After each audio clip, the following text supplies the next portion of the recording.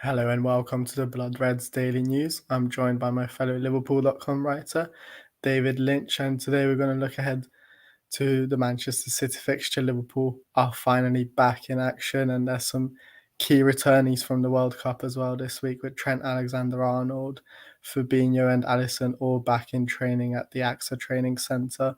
Do you think they will be used against City, David?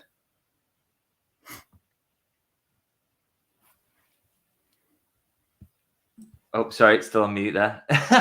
That's fine. Twice I've done that a couple of days. I think there's scope to give them maybe a small run out. I think Jurgen Klopp will want to get them involved as quickly as he can, really, and get some minutes under the belt. I know, for example, Trent, not being really involved with England, Fabinho not massively involved with Brazil. You those two in particular, you need to get that sharpness back as soon as you possibly can. And I think, if there's a prospect of bringing them off the bench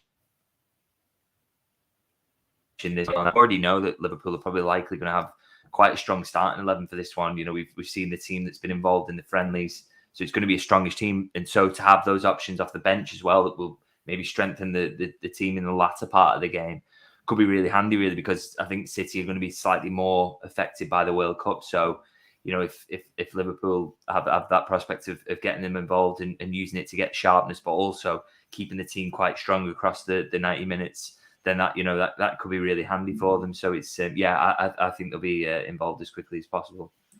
Yeah, like you mentioned, Alexander-Arnold didn't really feature at the World Cup. It was the same for Fabinho, and someone who did feature a lot was Darwin Nunez, but even him, he was straight back into the team for that friendly against AC Milan and did quite well as well. Do you expect him to feature as well? Yeah, I think he's probably the most interesting aspect of what the starting 11 looks like, really, because he's probably, fitness wise, definitely ready to come straight in. He was, he came off the bench in that friendly, didn't he, and looked really sharp and scored the goals, and was only involved in the group stages at the World Cup, so got that little bit of a rest as well in between. So, I think it's sort of interesting because of his position as well, in terms of we know there's that vacancy on the left hand side still. He fulfilled that role, prior to the break because of the injuries and to try and drag Liverpool over the line. Does Jurgen Klopp just go for it and start him on the left-hand side and say, this is what I'm going to do now up until the point that Jota or Diaz are back to sort of take that left-sided berth? Or does he, leave Nunez on the bench? We've seen Oxlade-Chamberlain and Carvalho starting on that left-hand side. Is he going to be one of those? And he maybe sticks with that and considers Nunez really as a sort of, I want to use him as a centre forward from this point onwards. It's it's going to be interesting because I think in terms of sheer quality, what you put out, if you put out a front three that is Nunez, Firmino, Salah, is probably in terms of actual qualities Liverpool's best front three at the moment. But is the manager going to think I need to leave a little bit in reserve sometimes, whether that's leaving Firmino on the bench occasionally, whether that's leaving Nunez on the bench occasionally, and using that, the left sider is going to be an Oxlade-Chamberlain or a Carvalho. I think we might get sort of insight into how he sort of sees that whole thing with his starting 11 for this game. So it's good. I think Nunez's role is particularly interesting, but I definitely expect, even if he doesn't start this one, he will at the very least will come off the bench, which again, if the game is tight and you can bring him in and throw a bit of chaos in there, that's a really good option to have off the bench. And we know he's a goal scorer, isn't he? He's a real threat. So yeah, if you want to win the game late on, that's a good option to have. Absolutely. And if we're talking about people coming off the bench, normally a League Cup game like this, if it wasn't against Manchester City, you'd see some of the younger players, and Ben Doak and I think Bobby Clark as well, really impressed in these sort of pre-season or mid-season friendly fixtures. And do you think there's a chance for them to at least be in the squad, but potentially feature as well? Yeah, I mean, you look at they've been involved in first team training again, haven't they? And I think that's with a view to them being involved certainly in some way. And I think Jurgen Klopp would love to sort of bring them off the bench if he could. I think he wants to use them as much as possible, get them involved, and particularly for Doak and Clark, who was so impressive in that last friendly in terms of the contributions they made off the bench. I think he wants to reward that as well. He's a manager who tends to do that. So yeah, I would expect both to be involved. I think if it's really tight, Jurgen Klopp's competitive edge will maybe get the better of him in terms of not bringing them on late on. if he wants to see the game out. But I think he would love, if Liverpool were 3-1 up or something like that, late in the game, I think he'd see an opportunity to sort of just bring them on and give them that big experience. And I mean, you can trust them as well.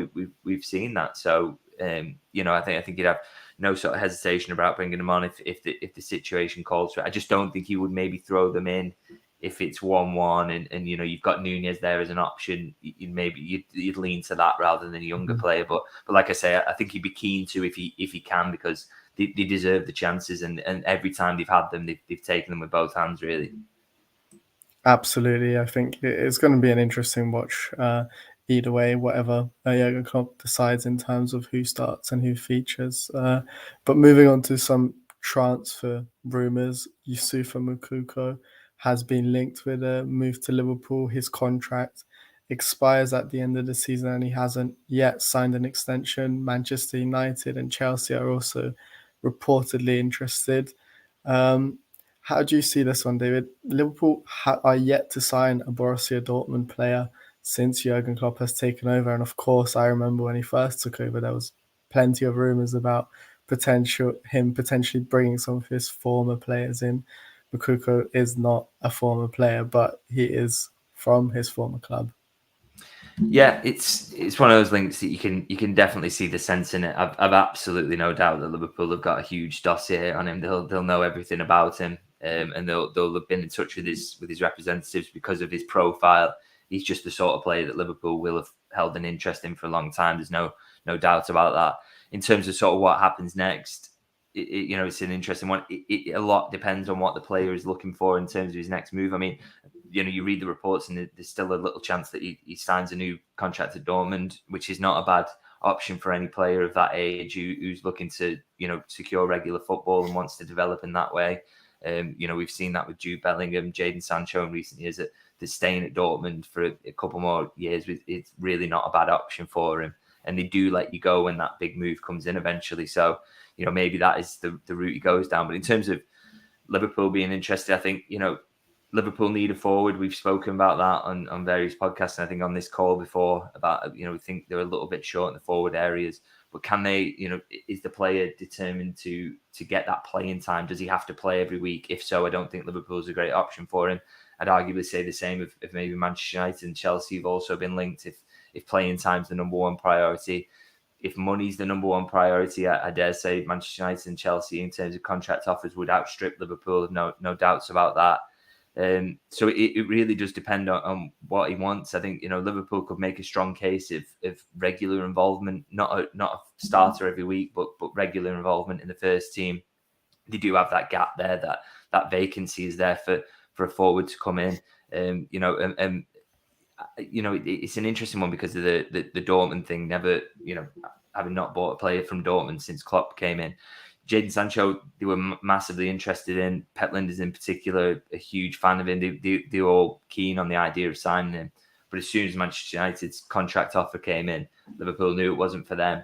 So that shows you the influence of the players feeling around it. If the money or another club sells it to them better, then that will have a huge influence on where they end up. So, it's up in the air at the moment. All those possibilities are sort of in there. But like I say, if I've no doubt that if the player liked the idea of joining Liverpool, they very much like the idea of him. And yeah, not a link you could easily dismiss. I think, he's very much someone you could see ending up at Liverpool.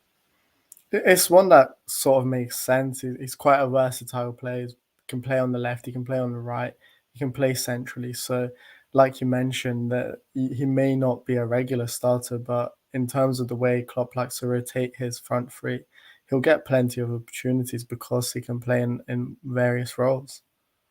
That's it. And, the more versatile you are, the more regularly those opportunities come up, because if you've got an injury on the right-hand side, or you've got an injury on the left-hand side or through the middle, you're a candidate to come into the team in any of those circumstances. So I think it always helps. And I think that's something Liverpool have sort of, they kind of need. I think, you just look at the moment, shunting Darwin Nunez out to the left-hand side at the moment is just not ideal, is it?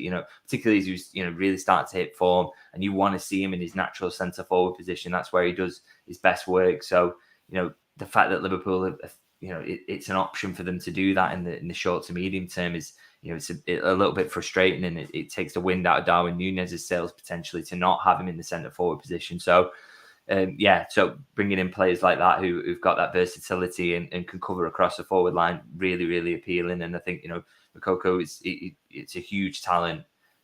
So really interesting one to sort of keep an eye on.